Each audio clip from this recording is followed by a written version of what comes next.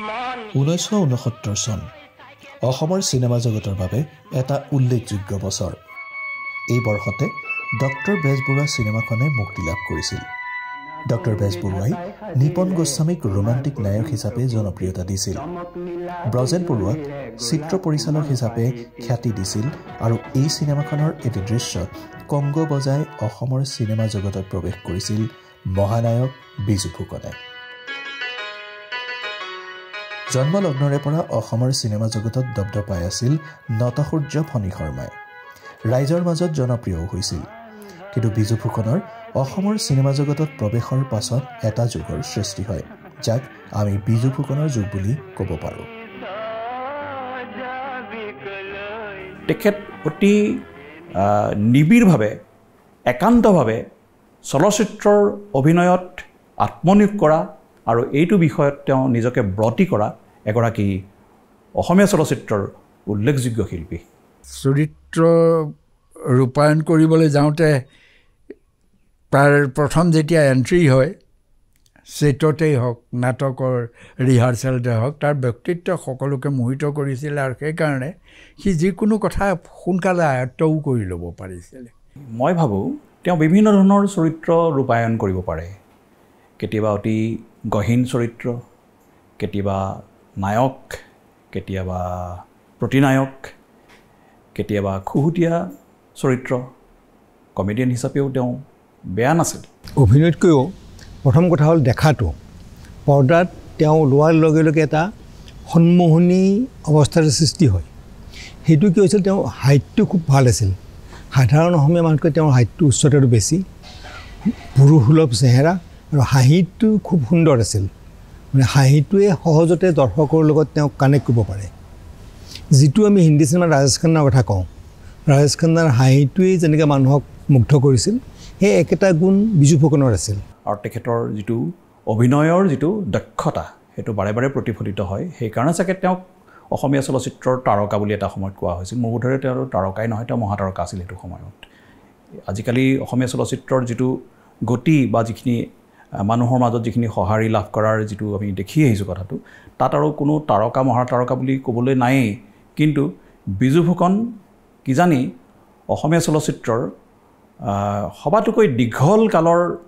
মহাতাৰকা আছিল। বিজু ফুকনক যিয়ে লগ পাইছে ব্যক্তিগতভাৱে, তেওঁৰ যিটো মানে খুব সহজ সৰল হাঁহিমুখীয়া যিটো তেওঁৰ মানে স্বভাৱ আৰু যিটো ব্যৱহাৰ, ঠিক তেনেকুৱা মানুহজনেই আমি ছবিত দেখা পাওঁ।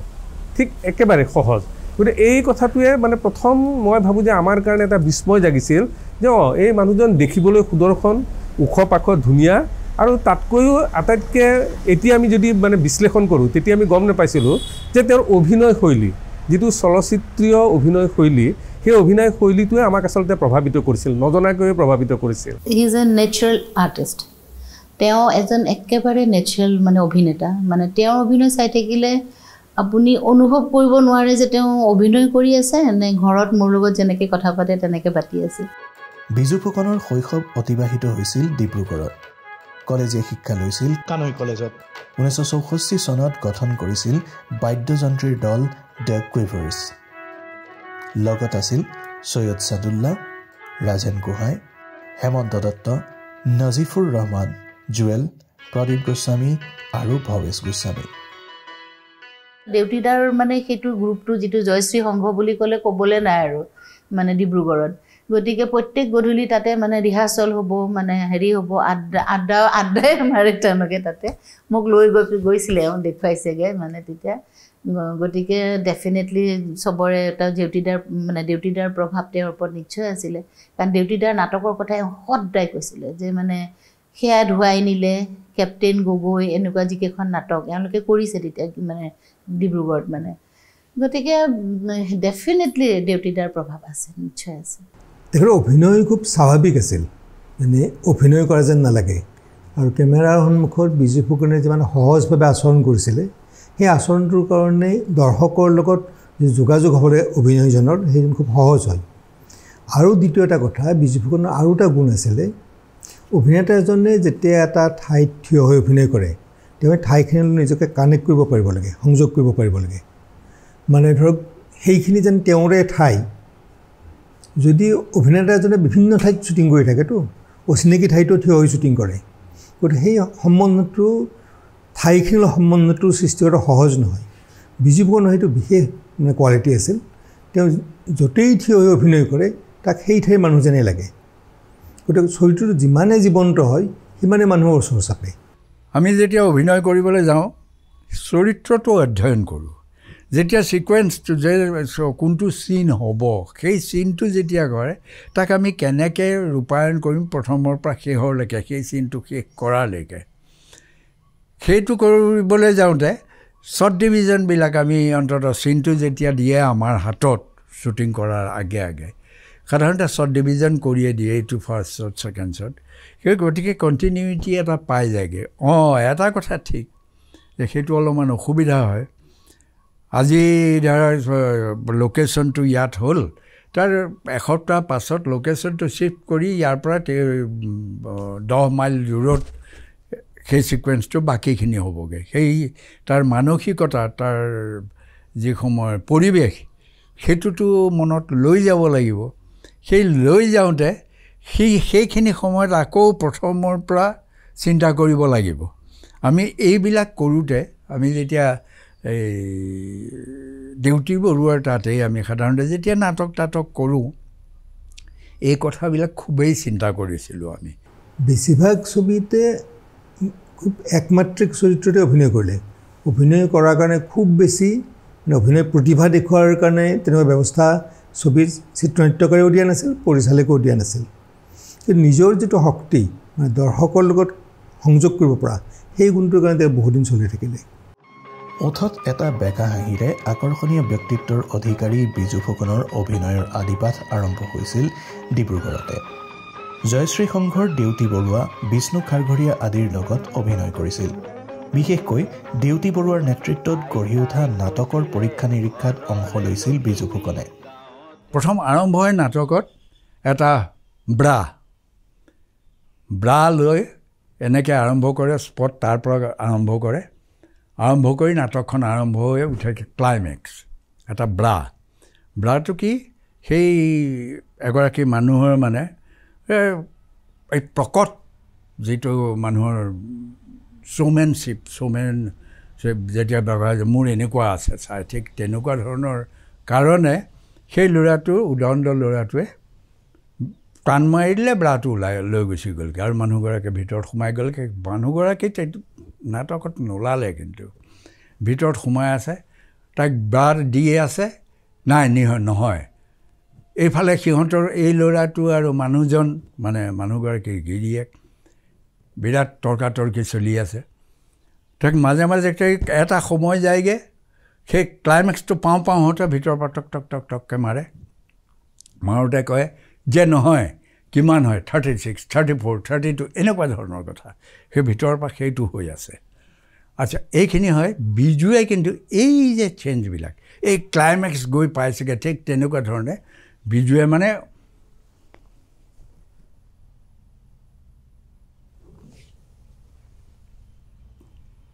এই যে বডি এই ভৰিটো যে ইফাল সিফাল কৰিলে সেইটোতে সি প্ৰকাশ কৰি দিছে এতিয়া হয়তো গোটেই নাটকখন দেখুৱাব পৰা হ'লে গম পালাহেঁতেন কি অভিনয় মানে চিনেমাৰ ক্ষেত্ৰত তেওঁৰ অভিনয় সেইটো ক্ষেত্ৰত তেওঁ নিশ্চয় মঞ্চত লাভ কৰা কিছু অভিজ্ঞতাই সহায় কৰিছে হয় কিন্তু হ'লেও তেওঁ চিনেমাৰ পৰিচালকৰ নিৰ্দেশ আৰু দাবী অনুসৰি নিজৰ চৰিত্ৰটো চলচ্চিত্ৰৰ উপযোগীকৈ নিবেদন কৰাৰ ৰূপায়ণ কৰাৰ প্ৰচেষ্টাত তেওঁ বহুখিনি সফল হৈছিল 1969 চনৰ পৰা 2017 চনলৈকে বিজু ফুকন আছিল অসমৰ চিনেমা জগতৰ অবিসংবাদী নায়ক জনসাধাৰণৰ মাজত গঢ়ি উঠিছিল নায়কৰ পৰা মহানায়কৰ ইমেজ বিশেষকৈ ৰোমান্টিক নায়ক হিচাপে বিজু ফুকনৰ তুলনা নাছিল নিজকে প্ৰতিটো চৰিত্ৰত খাপ খুৱাই অভিনয় কৰিছিল বিজু ফুকনে কেমেৰাৰ আগত সাৱলীল অভিনয় কৰিছিল তেখেতে এই ক্ষেত্ৰত ঈৰ্ষণীয় সফলতা লাভ কৰিছিল মহানায়কজনে যিসকল ভাল অভিনেতা তেওঁলোকে পৰিচালকৰ যিটো মানে তেওঁলোকে যি বিচাৰে ঠিক সেই ধৰণে নিজকে সলনি কৰিব পাৰে এই সলনি কৰিব পৰা গুণটো আচলতে মই ভাবোঁ যে খুবেই ডাঙৰ কথা আৰু সেইটো বিজু ফুকনৰ খুব সুন্দৰকৈ আছিল যেতিয়া চৰিত্ৰ এটা পাওঁ চৰিত্ৰটো পৰিচালকজনে বুজাইটো দিলে যে এই ধৰণৰ কথা হ'ব তাৰ পাছতো হয়গৈ আমি 2-3টা এইটো হয়তো নহ'বও পাৰেতো গতিকে এইটো ধৰণে চিন্তা কৰি চাওঁচোন এইটো ধৰণৰ চিন্তা কৰি চালে কি হ'ব পাৰে সেইধৰণে ভাবিলোঁ সেই 2-3টা ধৰণে ভাবি লৈ পেলাই আমি গৈ পেলাই আৰম্ভ কৰোঁ বিজুও খুব সম্ভৱ তেনেকুৱা নায়ক হিচাপে বিজু ফুকনৰ প্ৰথম চিনেমা নিপ বৰুৱাৰ সংসাৰ 1971 চনত সমৰেন্দ্ৰ নাৰায়ণ দেৱৰ অৰণ্য চিনেমাত বিজু ফুকন মুখামুখি হৈছিল সেই সময়ৰ এজন ষ্টাইলিছ শক্তিশালী অভিনেতা তছদুক ইউছুফৰ কি চাইছে বৰুৱা এনে চাইছো if you don't mind Baruah মই আপোনাক এটা কথা কওঁ মই ভাবোঁ যে তেওঁৰ আছিল প্ৰচণ্ড আত্মবিশ্বাস সেই আত্মবিশ্বাসৰ কাৰণে তেওঁ যিকোনো চৰিত্ৰ অতি সুন্দৰভাৱে তেওঁ এপ্ৰোচ কৰিব পাৰিছিল আৰু সেইমতে তেওঁ অভিনয় কৰিছিল যদিও বৰুৱাৰ সংসাৰ প্ৰথম তাত তাৰকা বহুত আছিলে আৰু সেই ছবিখনত তছদুক ইউছুফৰ খুব শক্তিশালী এটা চৰিত্ৰ আছিলে গতিকে বিজু ফুকন তাৰ মাজত খুব জিলিকি ওলাই আহিব পৰা নাছিল মই দুখন ছবি মই ভাবোঁ বিজু ফুকনৰ খুব মানে আগৰ ছবি এখন হ'ল অৰণ্য আৰু এখন হ'ল বনৰীয়া ফুল তাতো মানে বিজু ফুকন একেবাৰে খুব সফল ডেকা তেতিয়া তেওঁ আৰু ক'বলৈ গ'লে বিজু ফুকনৰতো কোনো তেনেকুৱা ধৰণৰ প্ৰফেচনেল ট্ৰেইনিং নাছিল তেওঁ ক'তো শিক্ষা গ্ৰহণ কৰা নাই তেওঁ দেখি শিকা এজন অভিনেতা কিন্তু তেওঁ যেতিয়া অভিনয় কৰিছে মই ভাবোঁ অৰণ্যত তছদুক ইউছুফ খুবেই শক্তিশালী অভিনেতা কিন্তু তছদুক ইউছুফৰ সমানে সেই চৰিত্ৰটোত যিমানখিনি শক্তিশালী হ'ব লাগে তেওঁ সিমান শক্তিশালী ৰূপত প্ৰতিদ্বন্দ্বী ৰূপত তেওঁ নিজকে থিয় কৰাইছে বিজু ফুকনক প্ৰথম ভালকৈ দেখা পাওঁ অৰণ্য ছবিত কাৰণ অৰণ্য ছবিত তেওঁ মূল নায়ক আৰু তেওঁৰ সুবিধা আছিল কি তেওঁৰ প্ৰতিপক্ষ যিটো আছিল মানে খলনায়ক তছদুক ইউছুফ যথেষ্ট শক্তিশালী অভিনেতা গতিকে এটা শক্তিশালী অভিনেতাৰ বিপৰীতে যেতিয়া থিয় হয় সেই মানুহটো বেছিকৈ পোহৰলৈ আহে সুবিধা হয় আৰু কেমেৰাৰ কাৰণে তেওঁ মই ভাবোঁ যে কেমেৰা ফ্ৰেণ্ডলি এজন অভিনেতা আছিল কেমেৰাই মানে খুব সাংঘাতিকভাৱে তেওঁ ভাল পায় আৰু কেমেৰায়ো তেওঁক ভাল পায় গতিকে সেইকাৰণেই তেওঁ সকলোবোৰ চৰিত্ৰতে মই ভাবোঁ যে তেওঁ সুন্দৰকৈ তেওঁ এক্সেল কৰিব পাৰিছিল বুলি মোৰ ভাৱ হয় দীৰ্ঘ অভিনয় জীৱনত বিজু ফুকনে অভিনয় কৰা চিনেমাৰ সংখ্যা 70খনতকৈও অধিক ইয়াৰ মাজত বাংলা ভাষাৰ 4খন চিনেমাও আছে অভিনয়ৰ এই পৰিক্ৰমাত তেখেতে যেনেকৈ নিপ বৰুৱা ব্ৰজেন বৰুৱা শিৱপ্ৰসাদ ঠাকুৰৰ দৰে পৰিচালক পাইছে তেনেকৈ ভৱেন্দ্ৰনাথ শইকীয়া জাহ্নু বৰুৱা ডিউটি বৰুৱা শংকৰ বৰুৱাৰ দৰে পৰিচালকৰ লগতো কাম কৰিছে এই দুয়োটা ধাৰাৰ পৰিচালকসকলৰ কাম কৰাৰ ধৰণ চিন্তা আদি সম্পূৰ্ণ বেলেগ কিন্তু বিজু ফুকনে এই দুয়োটা ধাৰাৰ পৰিচালকসকলক সন্তুষ্ট কৰিবলৈ সক্ষম হৈছে বিশেষকৈ ভৱেন্দ্ৰনাথ শইকীয়াৰ মহিকান্ত চৰিত্ৰটো তেওঁৰ পৰিচয় হৈ পৰিছিল বিজু ফুকনে বিভিন্ন ছবিত তেওঁৰ অভিনয় দক্ষতাৰে প্ৰমাণ কৰিলে যে তেওঁ খুব ভাল এজন অভিনেতা চলচ্চিত্ৰৰ অভিনেতা শিল্পী হিচাপে তেওঁৰ যিটো দক্ষতা তাৰ অতি শক্তিশালী প্ৰকাশ ঘটা এখন ছবি 1985 চনৰ অগ্নিস্থান ভৱেন্দ্ৰনাথ শইকীয়াৰ পৰিচালিত ছবিখন হঠাৎ এদিন শইকীয়া ছাৰে ফোন কৰিলে ভৱেন্দ্ৰাই ফোন কৰিলে ছাৰে যে বিজু এনেকুৱা তেতিয়াতো লেণ্ডলাইন ফোন কৰিলে যে এনেকৈ মানে বিজু মই ছবি এখন কৰিম মই তোমাক লগ পাবলৈ আহিব বিচাৰিছোঁ তাৰপিছত ছাৰ আহিলেও ছাৰ আহি পেলাই কথা বাৰ্তা পাতিলে চব ঠিক ঠাক হ'ল আৰু ছাৰৰ লগত আৰু তেতিয়া ছাৰক কিন্তু বহুত মানুহে মানা কৰিছিলে কৈছে তেওঁতো মানে মহিকান্তত মানে ধুতি পিন্ধিব লাগিব প্লাছ এটা বেলেগ ধৰণৰ কেৰেক্টাৰ তেওঁতো একেবাৰে আউট এণ্ড আউট মানে কমাৰ্চিয়েল ছবি কৰা মানুহ গতিকে তেওঁ পাৰিব জানো মানে এইটো ফুটাই তুলিবলৈ ছাৰে কৈছে সেইটো মোৰ ওপৰত মানে এইখিনি ছাৰে কোৱা কথা দেই কৈছে এইখিনি মোৰ ওপৰত যে মই তেওঁক কেনেকৈ কৰাওঁ গতিকে মই বিজুকেই ল'ম মানে মহিকান্তৰ ৰোলটোত বিজু ফুকনৰ আগৰ যিটো ইমেজ সেইটো মহিকান্তৰ সেই অহংকাৰী মদগৰ্বী সেই ইমেজটোৰ লগত নিমিলে কিন্তু বিজু ফুকন যি ওখ পাখ আছিল মানুহজন আগতে কৈছোঁ গতিকে ঠাইখিনি ডমিনেট কৰিব পৰা কেপাচিটি এটা চেহেৰাত আছিলে যিটো আগতে তছদুক ইউছুফৰ আছিলে গতিকে চৰিত্ৰটো ডমিনেটিং চৰিত্ৰ আৰু সেইটো সুন্দৰভাৱে প্ৰকাশ পায় ইভিন ৰোমান্টিক চৰিত্ৰ যেতিয়া বিজু ফুকনে অভিনয় কৰে তেতিয়াহে তেওঁ এটা ডমিনেটিং ফেক্টৰতে তেওঁ চেহেৰাত আছিলে ভৱেন শইকীয়া ছাৰে সেই ফেক্টৰটোক এই ছবিখনত বহুত ভালকৈ ব্যৱহাৰ কৰিছে তাত যিটো তেওঁ চৰিত্ৰত অভিনয় কৰিলে তাৰ কাৰণে সংলাপ প্ৰক্ষেপণৰ কথাই নাই সংলাপ প্ৰক্ষেপণৰ লগে লগে সেই সংলাপৰ লগত সংগতি ৰাখি যিখিনি ভাৱ প্ৰকাশৰ যিটো ব্যৱস্থা পৰিচালকৰ নিৰ্দেশত সেইখিনিত তেওঁ যিদৰে ৰূপায়ণ কৰিছে বিজু ফুকনে তাক আমি অসমীয়া চলচ্চিত্ৰৰ ইতিহাসৰ পুৰুষ চৰিত্ৰৰ ৰূপদানৰ ক্ষেত্ৰত এটা উল্লেখযোগ্য উদাহৰণ হিচাপে এতিয়াও আমি হিচাপত ধৰিব পাৰোঁ। তেওঁৰ লুকটো সলনি কৰি দিছে। চুলিৰ কাৰণে বেলেগ উইক কিনাই আনিছিল কলিকতাৰ পৰা বেলেগ জোখত। তাৰপিছত বিজু ফুকনক তেনেকৈ ধুতি পাঞ্জাবী পিন্ধা অৱস্থাত দেখা নাযায়। আৰু বিজুক খোজ কাটল, তেওঁৰ এটা বিজু ফুকনৰ এটা ভিতৰি এটা অহংকাৰ ভাৱ এটা আছিলে, গোটেই চেহেৰাটোত মাজে মাজে প্ৰকাশ পায়। সেই ভাৱটো ভৱেন্দ্ৰ নাথে তেওঁৰ ছবিৰ কামত খুব ভাল ধৰণে ব্যৱহাৰ কৰিছিলে। গতিকে বিজু ফুকন প্ৰথম ওলোৱাৰ পৰা শেষলৈকে গম পাই যে এটা অহংকাৰী মদগৰ্বী মানুহ এটাই পৰ্দাত দমন কৰি ফুৰিছে। তেওঁ সকলোকে দমন কৰিব খোজে, মাক দেউতাকক হওক, তেওঁৰ ঘৈণীয়েকক হওক, ল'ৰা ছোৱালীক হওক। সেই ভাৱটো গোটেই ছবিখনত ফুটি ওলাইছিল। যিকোনো ধৰণৰ এজন দায়বদ্ধ আৰু চলচ্চিত্ৰ উদ্যোগৰ লগত অতি নিবিড়ভাৱে জড়িত শিল্পীৰ পৰা কেনেকুৱা ধৰণৰ অভিনয় আদায় কৰা হয় সেইটো চলচ্চিত্ৰৰ যিটো ধাৰা তাৰ ওপৰত নিৰ্ভৰ কৰে, পৰিচালকৰ ওপৰত নিৰ্ভৰ কৰে। আৰু ভৱেন্দ্ৰ শইকীয়াই অভিনেতাৰ পৰা অভিনয় আদায় কৰা যিটো মেজিক তেওঁ জানে, সেইটো অন্য খুব কম পৰিচালকে জানে। আৰু সেইটো তেখেতৰ মিডাছ টাচ, তেওঁহে জানে অংগটো কি, কেনেকৈ বিজুখন ট্ৰেন্সফৰ্ম কৰাইছিল। কিন্তু কৰোৱাটো হয়তো আমি বাহিৰটো দেখা পাইছোঁ, আৰু কি মেজিক আছিল সেইটো চাৰে জানে। অগ্নিস্নানত তেওঁৰ যিটো এক কথাত ক'বলৈ গ'লে ট্ৰান্সফৰ্মেশ্যন, কাৰণ বেচিকেলি মই ভাবোঁ বিজু ফুকন এজন আৰ্বেন অভিনেতা। তেওঁ ডিব্ৰুগড়ত জন্মগ্ৰহণ কৰিছিল, তাতে পঢ়া শুনা কৰিছিল। তেওঁ এজন একেবাৰে ছফিষ্টিকেটেড এজন অভিনেতা, কিন্তু তেওঁ তাত এজন গাঁৱৰ এজন অতি প্ৰভাৱশালী এজন মৌজাদাৰৰ চৰিত্ৰত অভিনয় কৰিছিল। সেইটো ইমান সুন্দৰকৈ তেওঁ মিলি গৈছিল। ছবিখনত মহিলাটোৰ দুটা ভাগ, এটা হ'ল প্ৰথম তেওঁ মদগৰ্বী ভাগ, সেইটো তেওঁ গোটেইখন শাসন কৰিছে, আৰু তাৰপিছত তেওঁ লাহে লাহে ভাঙি পৰিবলৈ আৰম্ভ কৰিছে। সেই প্ৰচনখিনিত বিজুখনে খুব ধুনীয়া অভিনয় কৰিছে, যিখিনি তেওঁ লাহে লাহে ভাঙি গৈ আছে। বিজু ফুকন দুই ধৰণৰ ছবিতে খাপ খায়। দুই ধৰণৰ ছবিতে তেওঁ নিজৰ যিখিনি ক্ষমতা,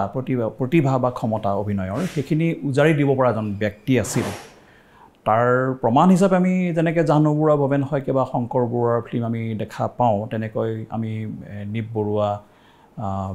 ব্ৰজেন বৰুৱা, শিৱ ঠাকুৰ ইত্যাদিৰ ফিল্ম, মুনীন বৰুৱা ইত্যাদিৰ ফিল্মতো আমি দেখা পাইছোঁ। শিৱপ্ৰসাদ ঠাকুৰৰ ছবিত বিজু ফুকন একেবাৰে সহজ সৰল ঘৰৰ ওচৰৰ ডেকাজন,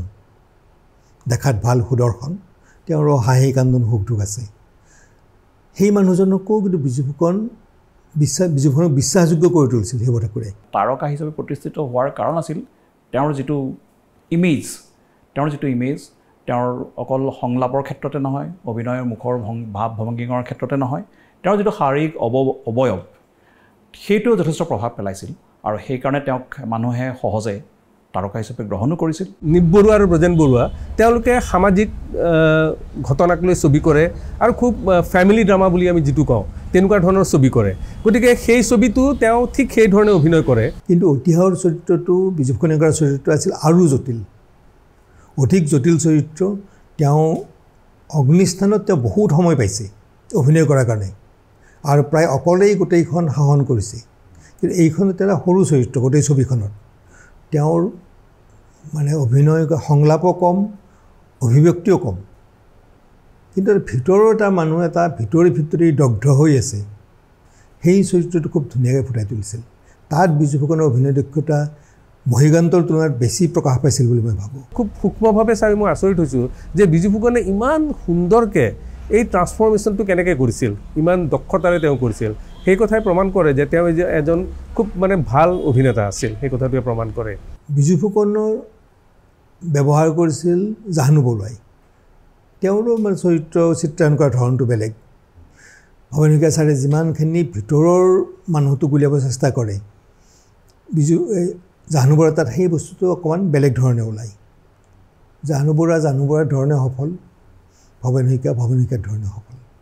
আৰু একেজন বিজু ফুকনে এই দুয়ো ঠাইত সমান পাৰদৰ্শিতাৰে অভিনয় কৰিছে। জাহ্নু বৰুৱাৰ যেতিয়া তেওঁ অপৰূপা কৰে, অপৰূপাত আকৌ তেওঁ সম্পূৰ্ণভাৱে এখন আমি যদি কওঁ যে এখন কলাসন্মত ছবিত যি ধৰণৰ অভিনয়ৰ দৰকাৰ, ঠিক তেনেকুৱা ধৰণৰ অভিনয় তেওঁ কৰিবলৈ সক্ষম হৈছে। মই যদি স্বাৰ্থপৰ হ'ব পাৰিলোহেঁতেন, নীলৰ্জৰ দৰে বিবেকৰ অস্তিত্ব বোধ নকৰি বিশ্বাসঘাতকতা কৰা হ'লেও জানো মোৰ এই অসমাপ্ত দুখ শেষ হ'বলৈ দিওঁ। বিজু ফুকনৰ চলচ্চিত্ৰীয় জীৱনৰ অন্য এখন উল্লেখযোগ্য চিনেমা আছিল বৃষ্টি। আজি আমাৰ মাজলৈ এজন নতুন বন্ধু আহিছে, পংকজ দত্ত। 1975 চনত দেউতি বৰুৱাই নিৰ্মাণ কৰা বৃষ্টিৰ কাহিনী আছিল সময়তকৈ কিছু আগবঢ়া। নিবনুৱা সমস্যা, দুৰ্নীতি, যুৱ সমাজৰ হতাশা আদিক তুলি ধৰিছিল এটি ব্যৰ্থ প্ৰেম কাহিনীৰ মাজেৰে।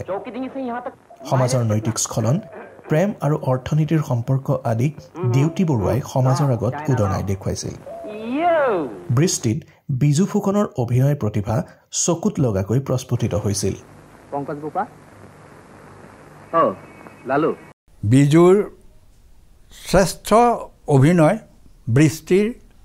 পংকজ চৰিত্ৰটো, আৰু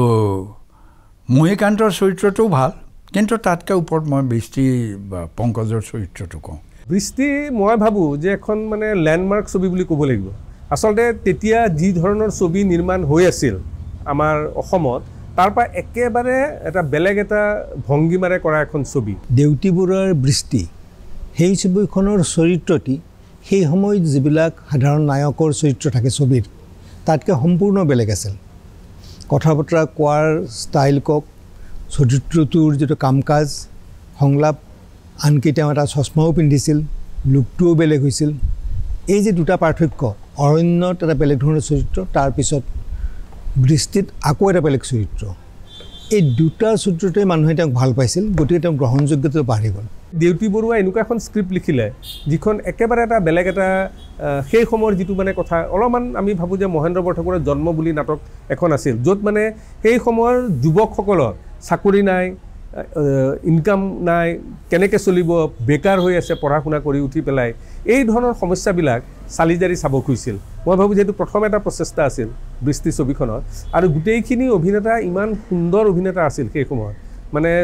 কাকো পেলাব নোৱাৰে। ইফালে বিষ্ণু খাৰঘৰীয়া, ইফালে বিজু ফুকন, এই দুজনৰ যিটো অভিনয়, আৰু তাতকৈও আটাইতকৈ উল্লেখযোগ্য আছিল যে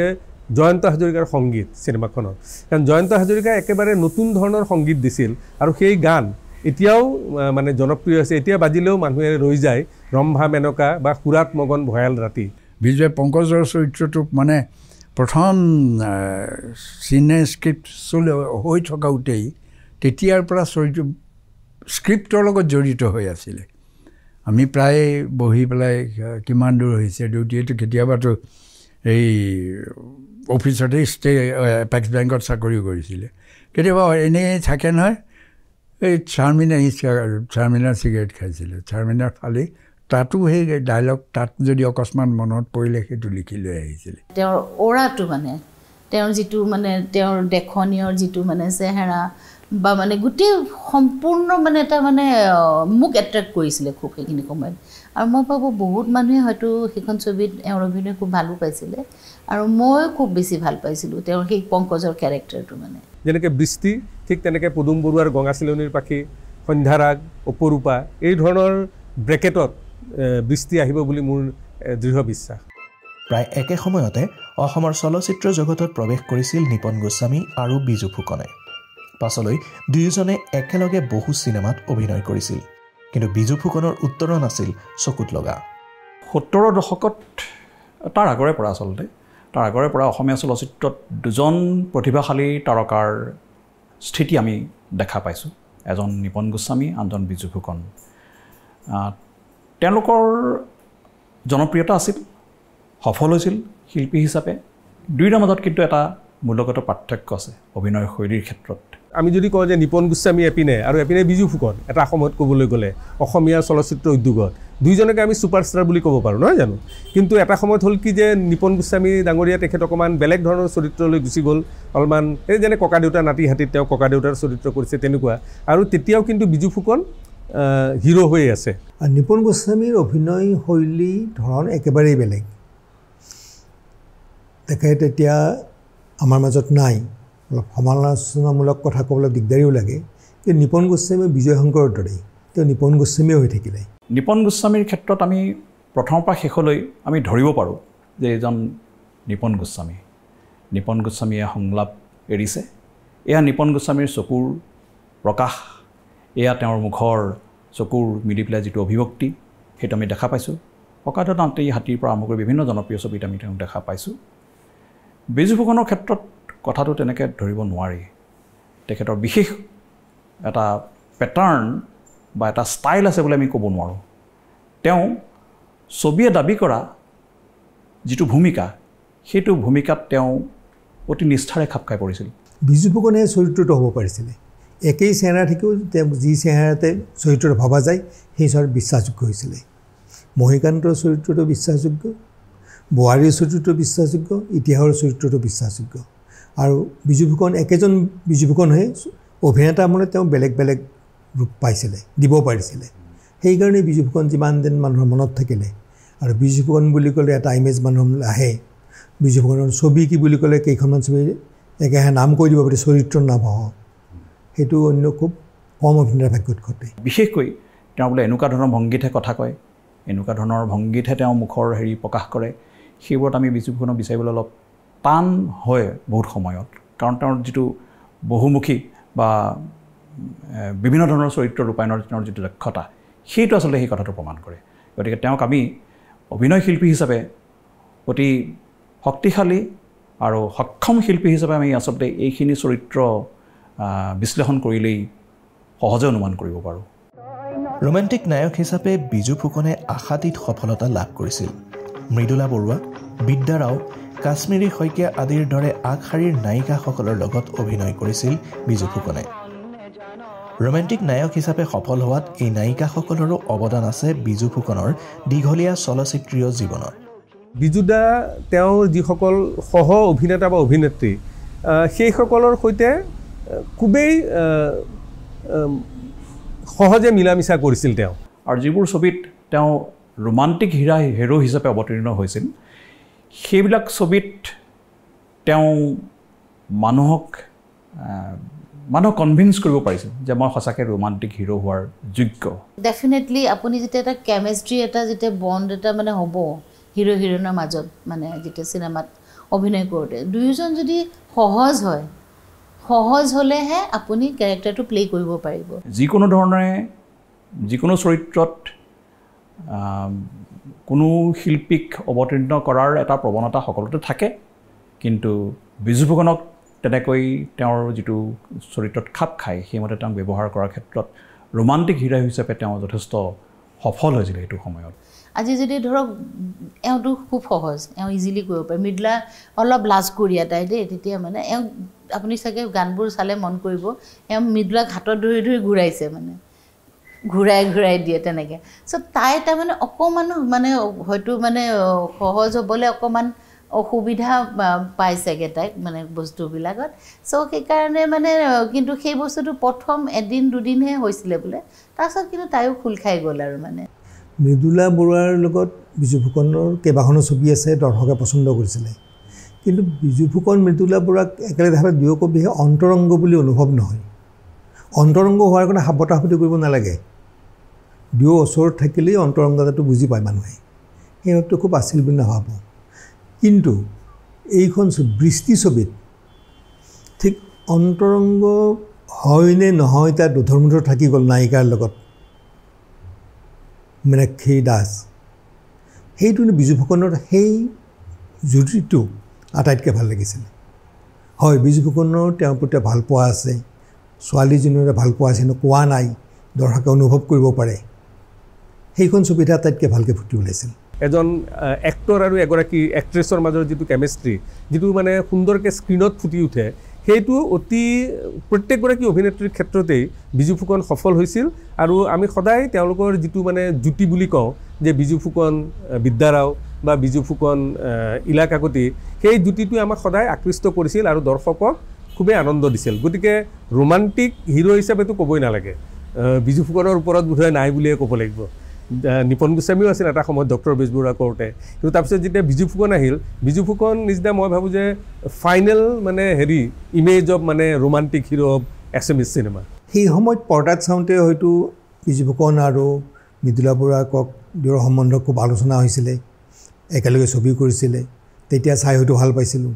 এতিয়া যদি চাওঁ সেই অন্তৰংগটো তাত বিচাৰি পাবলৈ অসুবিধা হয় আনকি মেনকা আৰু মহিকান্ত দুয়ো গিৰিয়েক ঘৈণীয়েক কিন্তু তাত চৰিত্ৰটোৱেই তাত পাৰ্থক্য বুজোৱাত আছে দুটা চৰিত্ৰই বুজাই যাৰ মনে দুয়োৰ অন্তৰংগতাটো খুব বেছি আছে বুলি ভাব নহয় তথাপিও দুয়োৰ মাজত এটা সম্বন্ধ আছে গিৰিয়েক ঘৈণীয়েকৰ সেইটোও তাত ফুটি ওলাইছিল ধুনীয়াকৈ বহু পৰিচালকে বিজু ফুকনক লৈ কিছু পৰীক্ষা নিৰীক্ষা কৰিছিল কেৱল এটা ইমেজৰ ভিতৰত বন্দী হৈ থকা অভিনেতা বিজু ফুকন নাছিল বিচিত্ৰ চৰিত্ৰ ৰূপায়ণত বিশ্বাস ৰাখিছিল বিজু ফুকনে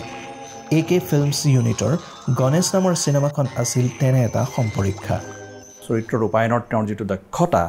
তাৰ বিভিন্ন প্ৰকাশ আমি দেখা পাইছোঁ মোৰ সৰুতে চোৱা এখন ছবিৰ কথা মনত পৰে 1973 চনত ৰিলিজ হোৱা এখন অসমীয়া ছবি নামটো আছিল গণেশ গোটেই যিটো মানে সাৰ্কেল ছবিৰ মানে আৰম্ভণিৰ পৰা শেষলৈকে আৰম্ভণিৰ ছবিবিলাকো এওঁ গণেশ তাৰপিছতে আপোনাৰ মানে অৰণ্য তাৰপিছতে এইকেইখন ছবি ধৰক তাৰ মাজত ৰজনীগন্ধা এখন মানে অলপমান হেৰি ধৰণৰ ছবি আছিলে সেইখন ছবিত বিজু ফুকনৰ যিটো ৰোল আছিল মোৰ যিমান দূৰ মনত পৰে 1973 চনৰ কথা তেওঁ মানে পৰিয়ালৰ পৰা বিচ্ছিন্ন হয় একেবাৰে কেঁচুৱা অৱস্থাতে হাবিত থাকিব লগা হয় হাবিৰ জীৱ জন্তুৰ লগত তেওঁ সম্পৰ্ক এটা সময়ৰ বিভিন্ন ঘটনাত তেওঁ হাবিৰ পৰা তেওঁ উদ্ধাৰ কৰা হ'ল হাতী ধৰিবলৈ যোৱা মানুহৰ দ্বাৰা উদ্ধাৰ হ'ল আৰু হাতীৰ লগত তেওঁ বিশেষ মানে সখীৰ নিচিনা এটা সম্বন্ধ আছিল গণেশ হৈছে এটা হাতীৰ নাম আৰু সেই হাতীটোৰ লগত সাংঘাতিক সম্পৰ্ক তেওঁকো ধৰি আনে বেলেগে ৰাখে গণেশকো লৈ গ'ল বেলেগ ফালে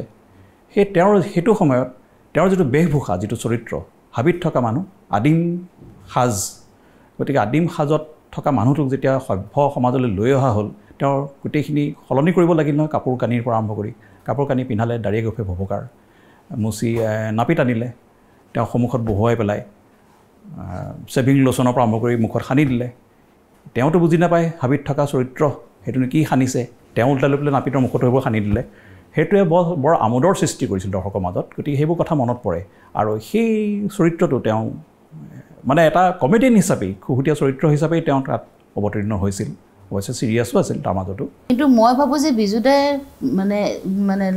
বৃষ্টি বা অগ্নিস্নান এই ধৰণৰ কেৰেক্টাৰ প্লে আৰু কৰিব পাব লাগিছিল বিজুদাই মানে যিখিনি তেওঁ ধৰক আৰু বহুত কিবা কিবি কৰিব পাৰিলেহেঁতেন কিন্তু মানে সিমানখিনি স্কোপ তেওঁ নাপালে তাৰমানে স্ক্ৰিপ্ট নাপালে তেনেকুৱা বা কোনো ডাইৰেক্টৰে তেনেকুৱা ধৰণৰ এটা চৰিত্ৰ লৈ পেলাই এওঁ ওচৰত নাহিলে নিপ বৰুৱাৰ এণ্টনি মোৰ নাম আছিল প্ৰতিনায়কৰ চিনেমা নবীন পৰিচালক শংকৰ বৰুৱাৰ 2003 চনত নিৰ্মিত হেপাহ আৰু 2015 চনত নিৰ্মিত grief on a Sunday morning আছিল বিজু ফুকনক লৈ কৰা এক পৰীক্ষা তেতিয়া এণ্টনি মোৰ নাম নামৰ এখন ছবি আছে সেইখনত তেওঁ প্ৰতিনায়কৰ ভূমিকা পালন কৰিছে সেয়াও কিন্তু মানুহে গ্ৰহণ কৰিছিল শংকৰ বৰুৱাৰ হেপাহ বুলি এখন চিনেমা আছে আৰু সেইখনত শ্বিলঙৰ এটা পৰিয়াল দেখুৱাইছে ঘটনাটো তেনেকুৱা আৰু সেই শ্বিলঙৰ পৰিয়ালটোৰ মুৰব্বী হ'ল বিজু ফুকন সেই যে শ্বিলঙত থকা এজন মানুহ তাত থকা মানুহজনৰ আদব কায়দা কথা বতৰা কেনেকুৱা হ'ব সেই কথাটো ইমান সুন্দৰকৈ ইমান কনভিনচিংলি বিজু ফুকনে কৰিছিল যিটো কথা এতিয়াও মোৰ চকুৰ আগত ভাহি আছে তেওঁৰ জীৱনৰ শেষৰ ফালে এখন ছবিত অভিনয় কৰিছিল ছবিখনৰ পৰিচালক আছিল শংকৰ বৰুৱা 2015 চনত নিৰ্মিত ছবিখনৰ নামটো ইংৰাজীত দিয়া হৈছিল নামটো আছিল grief on a Sunday morning পিতা পুত্ৰৰ সম্পৰ্কৰ ওপৰত ভিত্তি কৰি নিৰ্মাণ কৰা এখন ছবি আৰু তাত বিজু ফুকনৰ যিটো এটা মেলাংকলিক এটা বিষণ্ণ আৰু ক্ষুব্ধ অথচ বয়সীয়া এজন মানুহৰ পিতৃ তথা নাগৰিকৰ যিটো চৰিত্ৰ তেওঁ যেনেধৰণে ৰূপায়ণ কৰিছে সেইটো মোৰ বোধেৰে তেওঁৰ জীৱনৰ অতি শক্তিশালী আৰু শ্ৰেষ্ঠতম বুলি ভাবিব পৰা চৰিত্ৰ ৰূপায়ণৰ ভিতৰত এই ছবিখনৰ তেওঁৰ যিটো কেৰেক্টাৰ প্লে কৰিলে সেইটোক মানে আমি খুব ভালকৈ হয়তো আনিব পাৰোঁ বিবেচনা কৰিব পাৰোঁ প্ৰায় 6 দশকজোৰা অভিনয় জীৱনৰ পৰিক্ৰমাত বিজু ফুকনে বিভিন্ন ধাৰাবাহিক ভ্ৰাম্যমান থিয়েটাৰ আদিতো অভিনয় কৰিছিল 1989 চনত ভাই ভাই নামৰ চিনেমাখনৰ জৰিয়তে বিজু ফুকনে পৰিচালক হিচাপে আত্মপ্ৰকাশ কৰে ভাই ভাই বক্স অফিচত হিট হৈছিল যদিও দ্বিতীয়খন চিনেমা পৰিচালনা কৰিবলৈ তেখেতে নাপালে অৱশ্যে দেউতাৰ দৰে জনপ্ৰিয় ধাৰাবাহিক তেখেতে পৰিচালনা কৰিছিল বিজু ফুকনৰ এখন ছবি তেওঁ খুবেই ভাল চলিছিল তেতিয়া আজি হেতু ভাই ভাই বুলি যিখন তেওঁ ছবি কৰিছিল তাৰ আগতে তেওঁ নাই ভাই ভাই প্ৰথম বোধহয় তেওঁ কৰা ভাই ভাই প্ৰথম ভাই ভাই খুবেই ভাই ভাই আচলতে দুৰ্গেশ্বৰ বৰঠাকুৰৰ এখন ৰেডিঅ' নাটক আছিল নাটকখনৰ নাম চাকনৈয়া আৰু সেইখন চাকনৈয়া বুলি চিনেমা হৈছিল বোধহয় পিছত সেইখনকে আকৌ নতুনকৈ বিজু ফুকনে ভাই ভাই বুলি কৰিলে আৰু খুবেই এটা ড্ৰাইভাৰ এজনৰ জীৱনৰ কাহিনী আছিল এনেকুৱা ধৰণৰ মোৰ যিমান দূৰ মনত পৰে আৰু খুবেই জনপ্ৰিয় আছিল চিনেমাখন খুবেই ভাল ছবি হৈছিল আৰু তাৰ পিছত তেখেতে আৰু এখন চিনেমা বোধহয় আধৰুৱা হৈ থাকিলে যিখন চিনেমাৰ তেওঁ শ্বুটিং কৰি আছিল কিন্তু তাৰপিছত সেইখন জাগিৰোডৰ পিনে শ্বুটিং হৈছিল বোধহয় নামটো মোৰ এই মুহূৰ্তত মনলৈ অহা নাই কিন্তু সেই ছবিখন আধৰুৱা হৈ থাকিলে 9 মাহ সন্তান পেটত ৰখাৰ পিছত মানে যদি মানে ডেলিভাৰীৰ পিছত যদি সন্তানটো ডেড বুলি গম পায় তেতিয়াহে এগৰাকী মাতৃৰ যিটো মানে অনুভৱ হ'ব অতিক্ৰমখন লৈ মোৰ সেই অনুভৱটোৰ মানে থাকি গ'ল আৰু মই নোৱাৰিলোঁ তাৰমানে সেইখন অসমৰ চিনেমা জগতত মহানায়কৰ আসন দখল কৰিলেও বিজু ফুকনৰ সৰলতা আছিল চকুত লগা ওঠৰ বেকা হাঁহিটো সহজ কথা বতৰাই নম্ৰ আৰু বিনয়ী আচৰণে বিজু ফুকনক জনতাৰ কাষলৈ লৈ গৈছিল সেয়ে সাধাৰণজনে বিজু ফুকনক ঘৰৰ কাষৰ মানুহ যেন পাইছিল সদায় মোক এইটো কথা কৈছিলে যে আমাৰ হয়তো মানে বাহ্যিক সম্পত্তি আমাৰ কিবা নাথাকিব পাৰে আজিও মই ভাড়া ঘৰতে আছোঁ এতিয়াও কিন্তু মানে ধৰক সদায় এওঁ কৈছিলে যে সেইটো মানে আমাৰ কাৰণে ডাঙৰ কথা নহয় আমাৰ কাৰণে আমাৰ সম্পত্তি হৈছে দুটা ল'ৰা ছোৱালী তাহাঁতক যদি আমি সমাজত ভাল মানুহ হিচাপে প্ৰতিষ্ঠা কৰিব পাৰোঁ যদি তেতিয়াহ'লে সেইটোৱে আমাৰ সম্পত্তি তাহাঁতে বাকীখিনি ভগৱানে তাহাঁতক নিজৰ জ্ঞান বিবেক বুদ্ধি দিছে গতিকে তাহাঁতে নিজৰ বলত নিজে কৰি খাব এইখন সমাজ আমাৰ সমাজ পৰ্দাত বিভিন্ন চৰিত্ৰ ৰূপায়ণ কৰিলেও আচল জীৱনত বিজু ফুকন আছিল ডিব্ৰুগড়ৰ নাটক কৰা সেই যুৱকজনেই আকৰ্ষণীয় সাৱলীল আৰু পাহৰিব নোৱাৰা